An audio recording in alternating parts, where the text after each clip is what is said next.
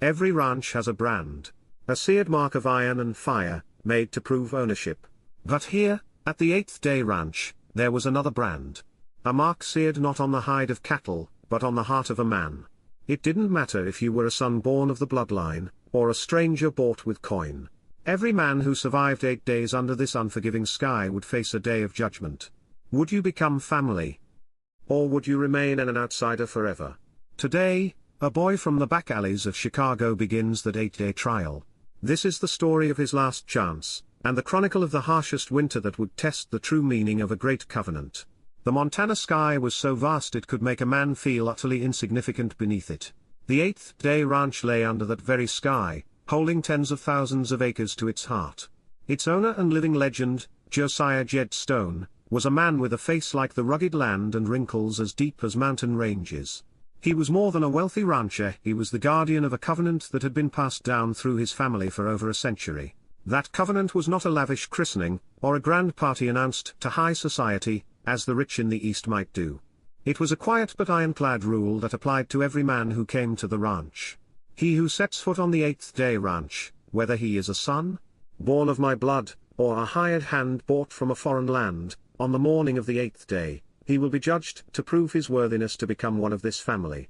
This was the law of the house, established by Jed's great-grandfather in the late 19th century when he first put down roots in this desolate, wild land.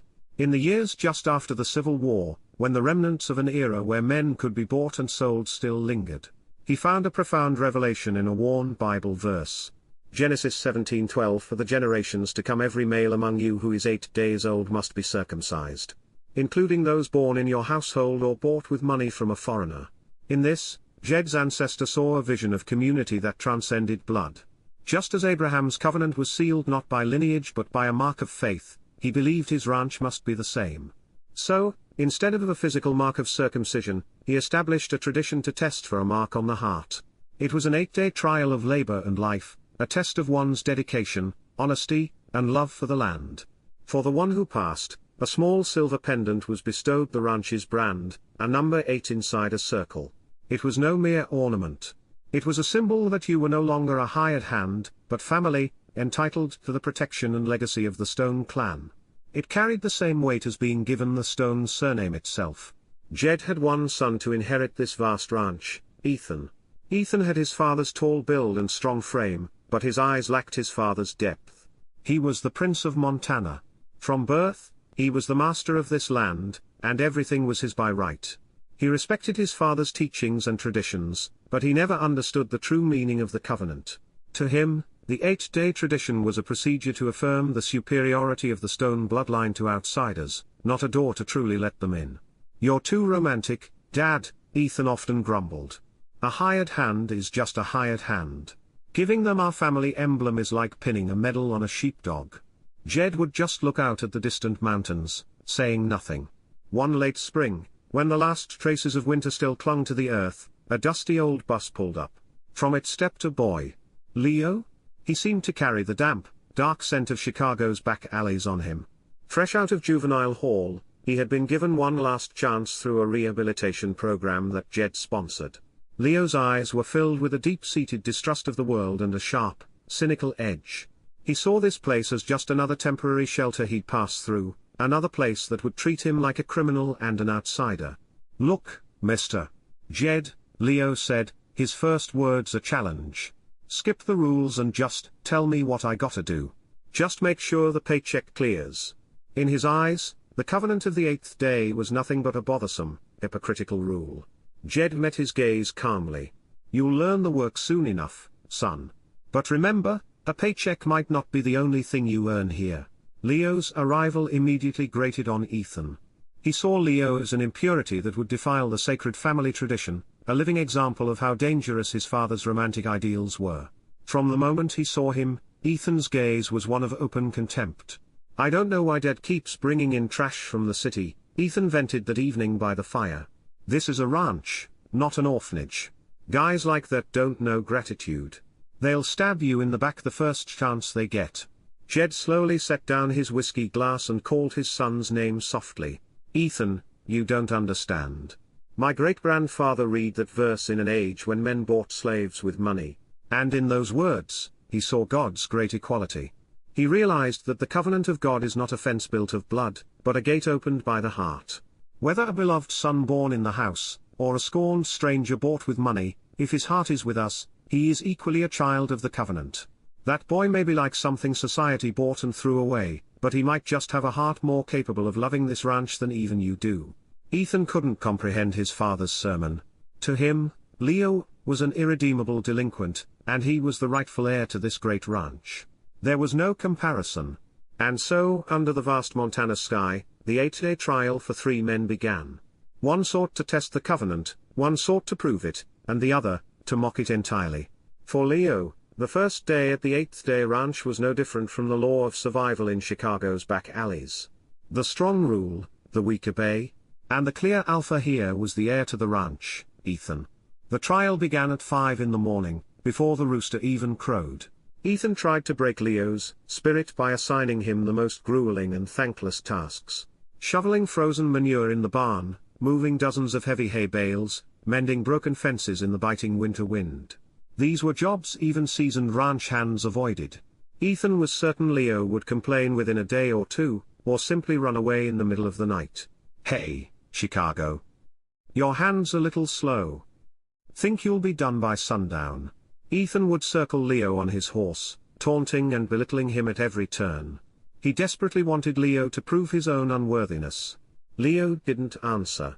He put in his earbuds, blasted loud rock music, and shut out Ethan's voice. His face was a blank mask. He just worked, silently, like a machine. It wasn't obedience. It was his only form of rebellion against the world's silent indifference. But cracks began to appear in Leo's hard armor of apathy. The change wasn't because of any person, but because of the animals. On the 3rd day, he was tasked with caring for a scrawny colt that had been abandoned by its mother. With this small life that everyone else had given up on, Leo found himself, unknowingly, opening his heart. Instead of the harsh curses learned in juvenile hall, he spoke to it in an awkward but warm voice.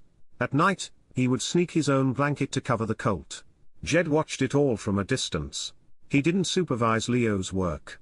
Instead, he observed him when he thought he was alone.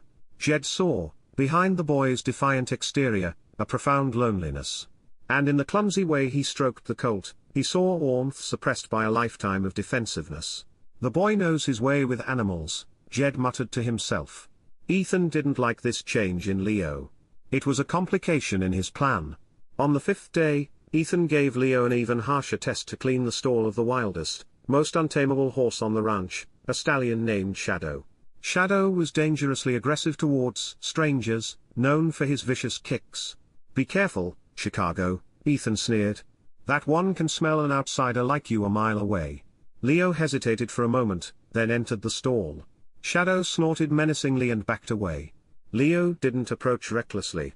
Instead, he put down his cleaning tools and quietly crouched in a corner of the stall. He didn't try to break the horse. He simply met Shadow's anxious eyes and began to hum a low, forgotten melody. It was a lullaby someone, from a life he couldn't remember, had once sung to him. An unknown amount of time passed.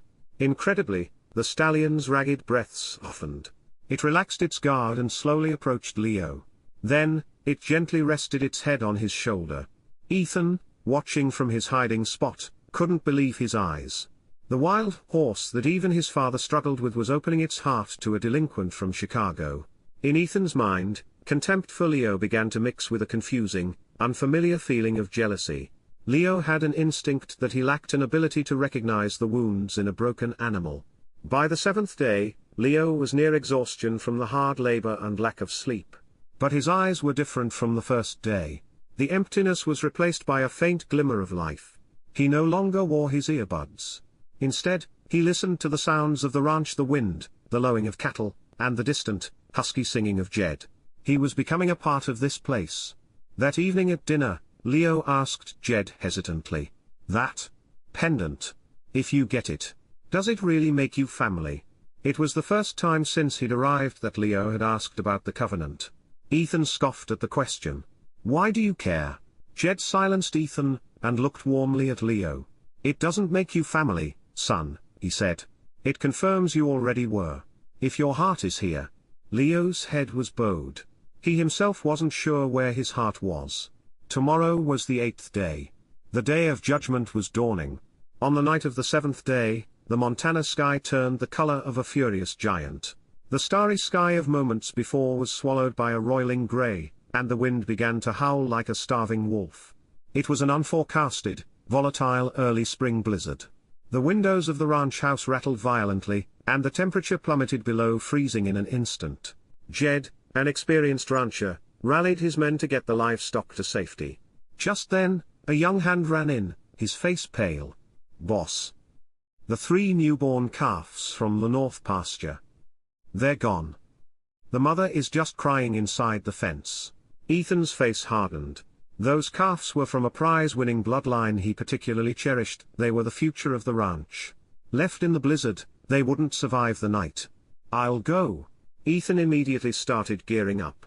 Jed stood in his way. "That's insane, Ethan. You can't see a foot in front of you in this storm. We have to wait until morning. They'll be frozen solid by then. This is my ranch, and those are my cattle. Do you think I'm less capable than some drifter?" Ethan shot a glance at Leo as he snapped at his father. In his heart, a desperate need to prove his own worth and leadership in this crisis burned as fiercely as his worry for the calves. He pushed past his father's protests, mounted his fastest horse, and disappeared into the pitch-black blizzard. The hours ticked by. 1 hour, then 2. Ethan did not return. The radio answered only with static. The worry for the calves was now replaced by a chilling fear for Ethan. As everyone huddled by the fire, praying for daylight, Leo, who had been sitting quietly in a corner, stood up. He walked silently to the stables and began to prepare a saddle and several thick blankets. Shadow, the wild stallion he had tamed, nickered softly at his approach. "Where do you think you're going?" Jed grabbed his shoulder as he came out. For the first time, Leo looked directly into Jed's eyes. The cynicism and defiance were gone. In their place was something calm, but intensely powerful. "I think I know where he went," Leo said. "There's a small canyon past the north pasture, a place that blocks the wind. I saw it a few days ago mending a fence. He probably went there. It's too dangerous. I can't lose you too." For the last 7 days, Leo continued, his voice trembling slightly, "I've had warm meals and a warm bed for the first time. No one treated me like a criminal. Those calves, they're not just livestock to me. Let me pay back the debt I owe this ranch." Leo respectfully removed Jed's hand from his shoulder and mounted Shadow. Without a moment's hesitation, he plunged into the same darkness that had swallowed Ethan. The blizzard consumed all sound and sense of direction. Leo relied solely on Shadow's instinct and his own faint memory. In the biting wind and flesh-numbing cold, he remembered wandering the dark alleys of Chicago. Back then, he ran to survive. Now, he pushed forward to save. After what felt like an eternity, Shadow stopped abruptly and whinnied in distress. Leo dismounted and searched the area. There, sticking out of a snowdrift like a broken branch, was Ethan's boot. Ethan had fallen from his horse, injured his ankle, and was nearly unconscious. His horse lay dead nearby, a victim of hypothermia. Leo cursed and slapped Ethan's face. "Hey, Prince! You fall asleep here? You're not waking up." He tried to warm Ethan with his own body heat, wrapping him tightly in the blankets he'd brought. Not far away, huddled together in a rock crevice, he found the 3 shivering calves. The journey back was hell. Leo managed to heave the unconscious Ethan onto Shadow's back, while he himself had to walk through the snow, holding the reins and a rope tied to the calves. He fell several times, but each time, he thought of Jed's face as he served him food, and the eyes of the little colt. He had first opened his heart too, and he got back up. Finally, as the eastern sky began to faintly glow, the blizzard subsided as if it had never been. The people of the ranch witnessed an unbelievable sight approaching in the distance. One small boy, leading a giant horse. Behind him, 3 calves stumbling along. And on the horse, the heir to the ranch, slumped over and unmoving. Leo collapsed the moment he crossed the threshold of the ranch.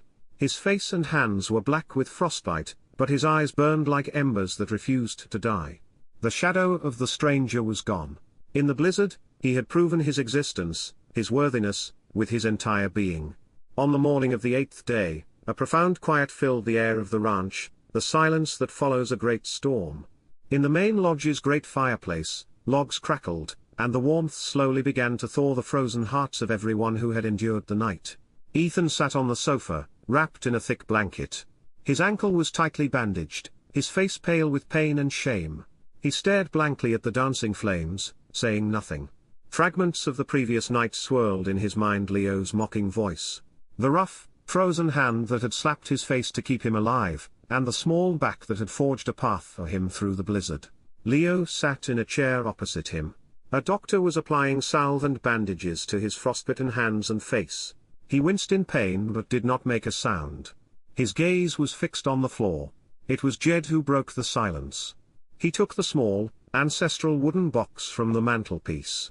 From it, he drew the small silver pendant on its worn leather cord, the one bearing the number 8 inside a circle. Every eye in the room was fixed on it. Today was the day of judgment, the morning of the 8th day to confirm the covenant. Jed walked toward Leo, holding the pendant. Leo flinched instinctively. He still wasn't sure if he deserved to pass the trial. He had only wanted to repay a debt. But Jed walked past Leo, and went to his son, Ethan. He placed the pendant in Ethan's hand. "You do it, son." Jed's voice was low and firm. Ethan looked up at his father, startled. "Dad, but this tradition is for you too. The covenant is meant to be passed down," Jed said. "And sometimes, the one who walked the wrong path is the one who understands its meaning most deeply. With your own hands, welcome your new family." Ethan hesitated. The pendant in his hand felt as heavy as lead. He lifted his head and looked at Leo. The bandaged face, the swollen lips, and beyond all that, the quiet eyes. He himself had asserted his right by birth, his bloodline. But Leo had proven his worthiness with sacrifice and love, which had nothing to do with blood. He finally understood his father's words, his great-grandfather's covenant, and the true meaning held within the old verse from Genesis. Wincing in pain, Ethan limped to his feet. He stood before Leo. The prince of the ranch stood before the outsider from Chicago. With a trembling hand, he placed the pendant around Leo's neck. The moment the cold silver touched Leo's warm skin, the hard wall he had built around himself finally crumbled. Hot tears streamed down his cheeks. For the first time in his life, he felt the unconditional sense of belonging, the feeling of being welcomed into the fold of a family. Ethan took a step back and looked Leo straight in the eye. In a choked but clear voice, he said, "Welcome home, Leo Stone." He held out his hand. Leo looked at his own bandaged hand for a moment, then firmly grasped the one offered to him. It was the moment the son born in the house and the one bought with money clasped hands as one. From that day forward, the legacy of the 8th Day Ranch became stronger and greater. It was no longer a narrow path defined by bloodline, but a wide road, ever expanding through heart and dedication. From a distance, Jed watched his two sons, Ethan, the son of his blood, and Leo, the son of his heart, riding side by side across the ranch, and he smiled a quiet smile. He no longer had any doubt. One day, these two would lead this ranch together. They had learned. The great American spirit, like a true family, is forged not by birthright, but by a shared promise and a unified heart. That was the true spirit of the covenant, given by God to Abraham 2,000 years ago. Planted in this soil by a great-grandfather a century ago, and still breathing, alive and well, on a Montana ranch in the 21st century. This is Jed from the 8th Day Ranch. My son Ethan labeled Leo an outsider and pushed him away. But haven't we all, at some point in our lives, been the outsider in a new group, just like Leo? Think back to a new school, a first job, an unfamiliar city. Do you remember that moment when everyone seemed wary of you, questioned your worth, and put up an invisible wall? In that moment, what did you need most? A. An opportunity to prove my skills and be recognized. B. The warm welcome of a single person who believed in me, no questions asked. Please choose A or B in the comments. And if you're willing to share a short story of your time as an outsider, this space will be filled with even greater comfort and empathy. The hand we extend to a stranger might one day be the one that saves us when we are lost.